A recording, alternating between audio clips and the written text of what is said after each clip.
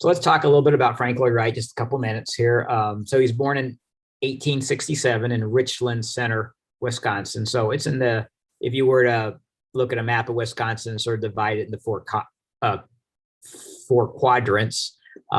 He's in the sort of the southeast quadrant, so to speak. Milwaukee, Madison are the two big areas in that area, and that's in the general vicinity of Richland Center. It's up a little bit northwest of those two.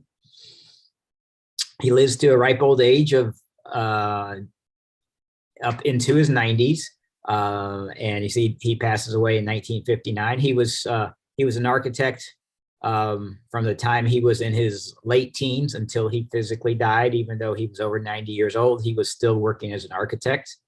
As a matter of fact, the last structure we're going to see on our tour is the Guggenheim Museum in New York City, and he was working on that when he actually passed away. The structure was fairly well completed on the exterior. They were still working on the interior, right? Basically, in about April 5th or so, he went in for what was considered some relatively minor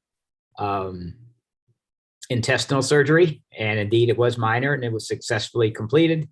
However, within a day or so after that, he did gain an infection while in the hospital and then passed away. So he's still pretty vibrant, still working into his 90s, and that's part of his legacy.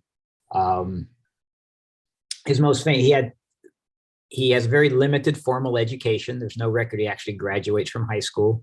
He does get a special dispensation and goes to University of Wisconsin for 2 semesters. Then after the second semester, he comes down to Chicago and starts apprenticing. He wanted to be an architect for quite some time. He apprentices with 3 different architects, the most famous being Louis Sullivan of Adler and Sullivan, who was very much involved in building high rises in downtown Chicago after the Great Chicago Fire in the 1870s. Works with Sullivan, becomes the lead draftsperson. With Sullivan is there for about 5 years, then he ventures out on his own. He works on mostly private residence, but does do some commercial establishments also. And we'll see a couple of those as we go through the session. He designed just under 1,200 buildings in his career, and just under 500 of them were actually built while he was alive, and then a few more were built after he passed away.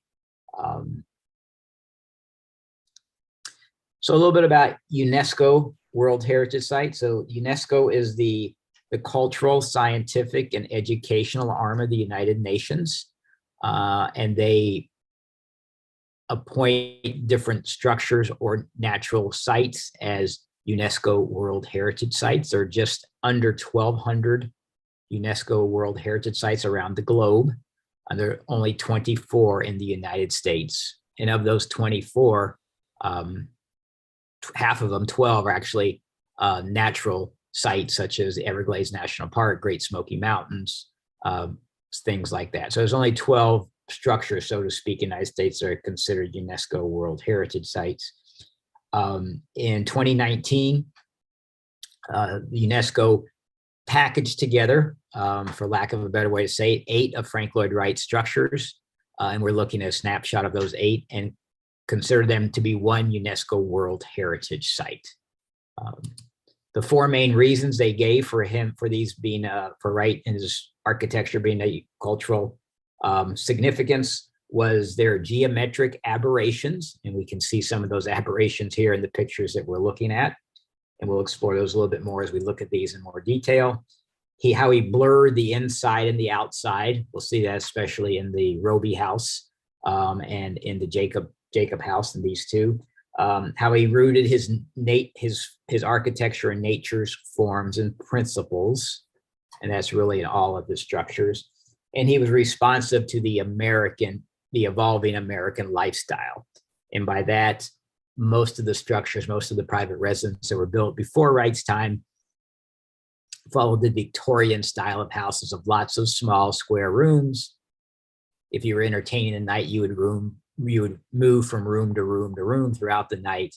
And Wright sort of what he calls breaks the box and has more open rooms, bigger rooms, things that we think are very common today, such as, great room that a lot of us have in our main entry area, even the rec rooms or family rooms we have down in basements, bigger kitchens merging into dining room areas. All those things are some of the things that really evolve with Wright and his team as he evolves his architecture. So any questions so far?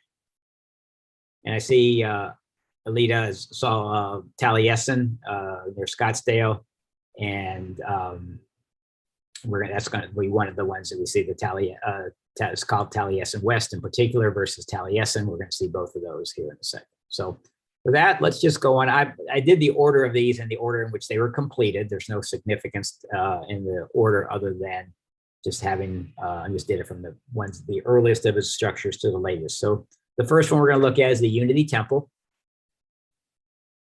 It is in Oak Park, Illinois. It's about a half a mile from his residence that Detlef talked about having seen.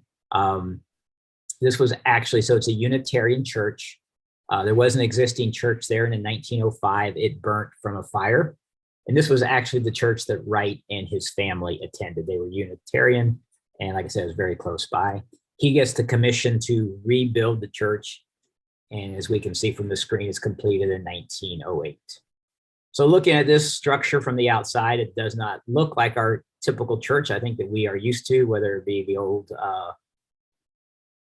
churches from Europe that were built hundreds of years ago, or looking at our new modern churches just built recently. Really, neither one of those sort of fit in with this. So it's right on Oak Park Avenue, which in 1908 was a very busy street. And in 2021, it's also a very busy street.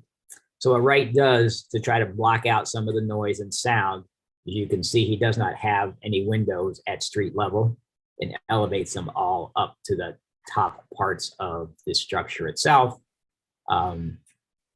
which would appear to let us know that it's probably going to be a little dark inside or a little different, but he does do a lot of light elements, as we will see shortly, in regards to trying to make this building have more lights.